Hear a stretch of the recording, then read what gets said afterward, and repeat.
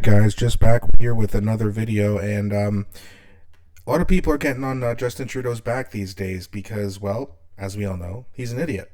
So Brian Lilly just made a video here. It says Trudeau's tweets come back to haunt him. So let's have a look at this, and then we'll talk about it after, like usual. Remember when Justin Trudeau used to believe in government accountability and even cabinet ministers resigning when they make mistakes? Hi, I'm Brian Lilly, political columnist for the Toronto Sun. Justin Trudeau used to think that the government should be held accountable. Justin Trudeau used to think that if a cabinet minister was offside, if they did something wrong, they should lose their position.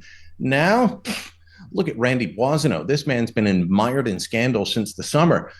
Claims of him doing government business. So it is Boissonnault. I was wondering how you said that guy's name. Yeah, that dude got fired. Too much corruption, even for Justin Trudeau, which is hard to imagine. While he's in cabinet, his company getting government contracts by claiming to be Indigenous while they're not. Now, the company's sharing a post office box with someone who's been busted multiple times on charges of cocaine. It's all looking very bad, but Justin Trudeau's not pushing Randy Boissonnault out of the way. He's standing by him. He's defending him. And by the way, Boissonnault is just one scandal. We'll get to the rest in a minute. Compare that to what he used to say. Check out this tweet from Justin Trudeau, February 2011. Fight for democracy. Sign the petition. Bev Oda must resign. Enough lying to Canadians. That was over a $16 glass of orange juice the minister ordered when she just called. Now, to be fair, sorry to interrupt again, but to be fair, today the guy I don't know, I think he actually officially resigned, but I think he got I think Justin Trudeau put a lot of pressure on him to do that. So this is a little bit outdated, but that being said, we've known about these scandals for a very long time. Even though Trudeau got rid of the guy today, it's like, well, what took so long?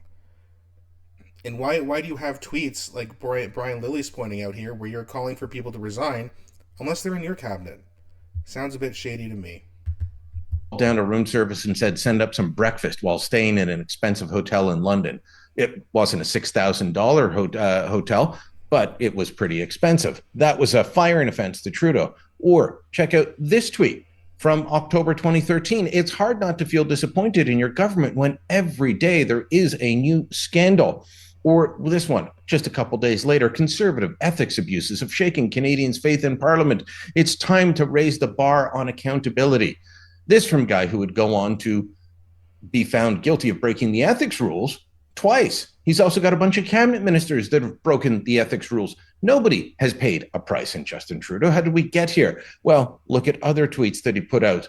This one, December 2017, today's report from the Conflict of Interest and Ethics Commissioner makes it very clear I should have cleared my family vacation and dealings with the Aga Khan in advance. I'm sorry I didn't. And in the future, I'll be clearing all family vacations with the Commissioner's office.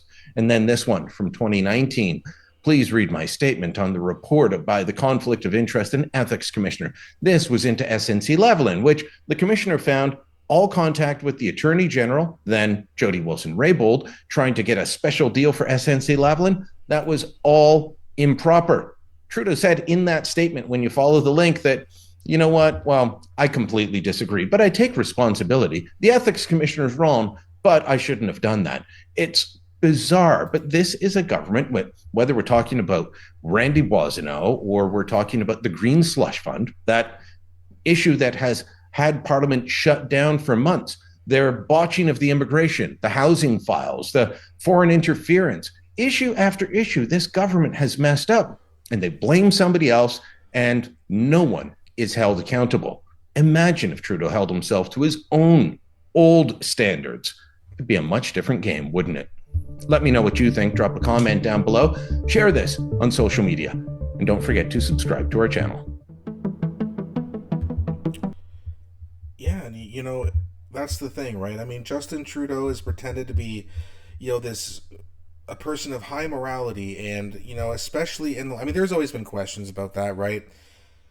But in the last 4 or 5 years specifically, it's just scandal after scandal.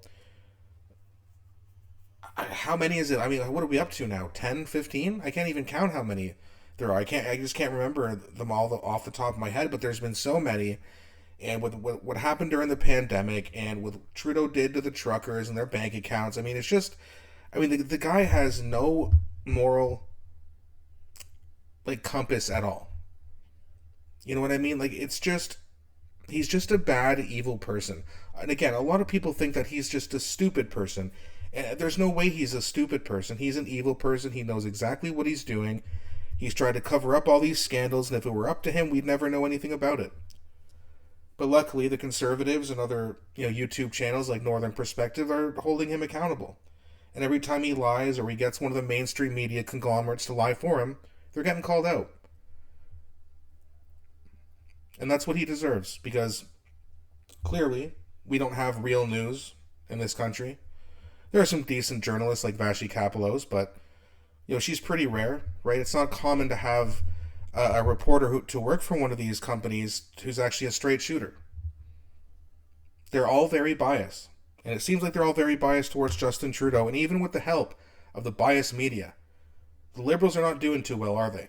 Not just in this country, but there's another country I can think of that just had an election. Didn't go so well for the Liberals. And if you think that was bad, just wait until we have an election up here in Canada where we can finally get rid of this ass clown and get someone in here that we need to hold accountable very quickly, right away actually, so that we don't just get complacent with the fact that Justin Trudeau's gone. That's inevitable. He's leaving.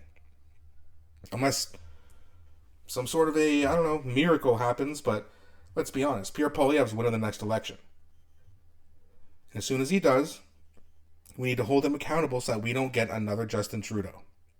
It's very clear that if politicians are not held accountable, they start going rogue.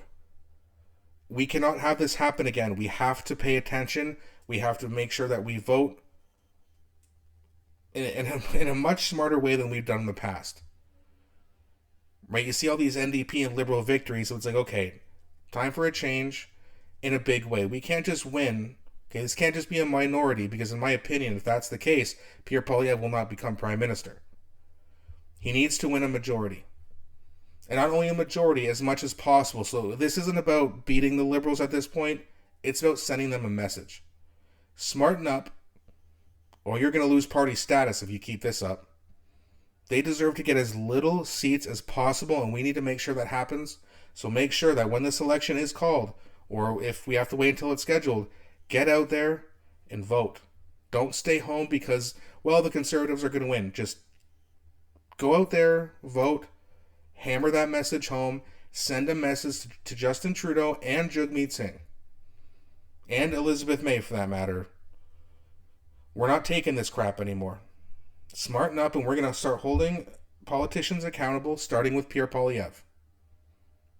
I keep saying it, but it needs to be said. We need to make sure we do that. Guys, that's going to be it for this video. Don't be shy. Leave your comments in the comment section. Please also don't forget to like and subscribe, as it really helps grow the channel. Thanks so much for watching, and I'll be back shortly with a new video.